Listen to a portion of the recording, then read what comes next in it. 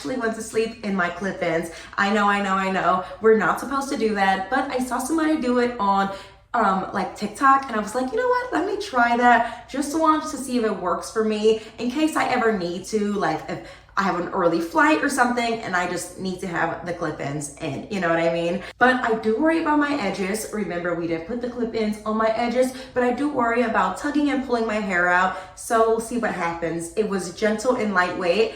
In the morning, I did feel like a little tugging, but I just kind of like put my head in the other direction and I felt fine. So I don't think I had any damage.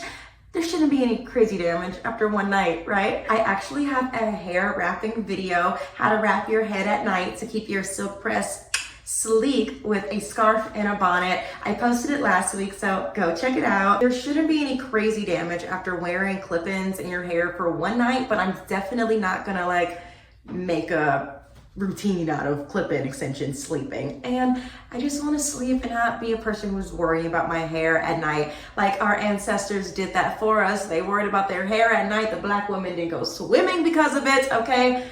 Now we have privileges, we can sleep. But I thought it would be cool just to show you guys what it looks like the next day and how it turned out. So bonnet off. Scarf is coming off. Ideally, everything should just kind of fall out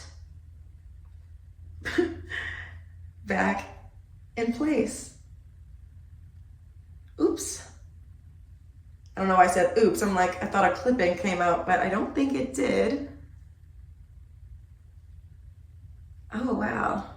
Yeah, this is looking good. Let me bring out the handy dandy wide tooth comb. There we go.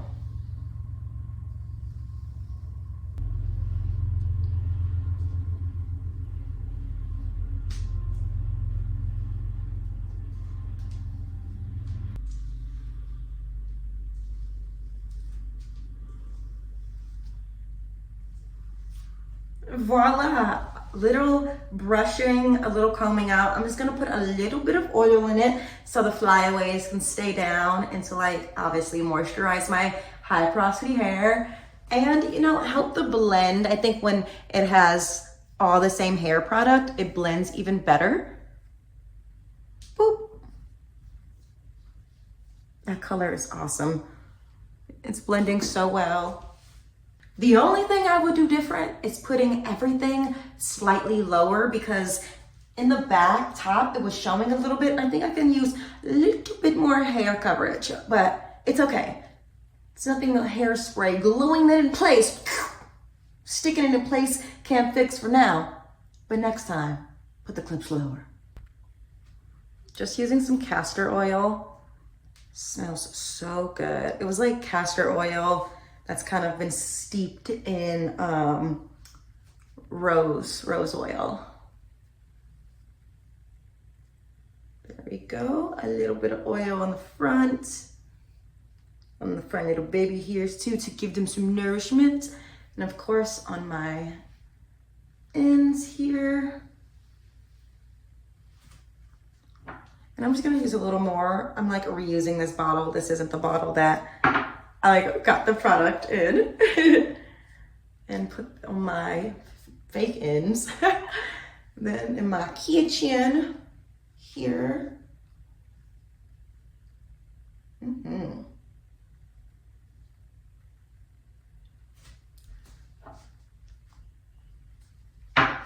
I feel like I'm putting more oil than I normally do. I'm just really trying to work it in my hair, like, and make sure it touches my actual hair, you know?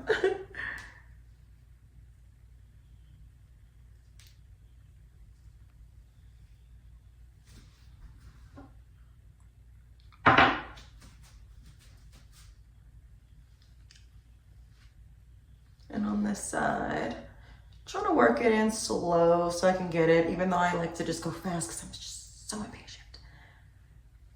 All right, in the back here, to the back. Now that I put an oil in it, I'm gonna recomb it all over again. lay it flat, darling. We're aiming for the flatness here. There are some times we shoot for volume, but not today. That day is not today.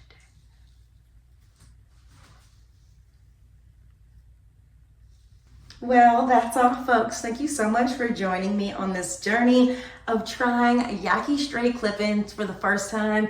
Now that I know what Yaki is, I'm never going back to anything else when it comes to the straight hair. Yes, and you know what? I just bought a sew-in, but I was like, let me get some time for my high porosity hair to get stronger and strengthen more. You know what? I probably won't use that weave. It's gonna be sitting in a drawer for a long time, because why? When we got clip-ins, hello. Don't forget to like and subscribe, please. It really helps small creators out, grow, and be out here on these YouTube streets and creating things. Don't forget to smile at a stranger or two or three. Till next time. Bye.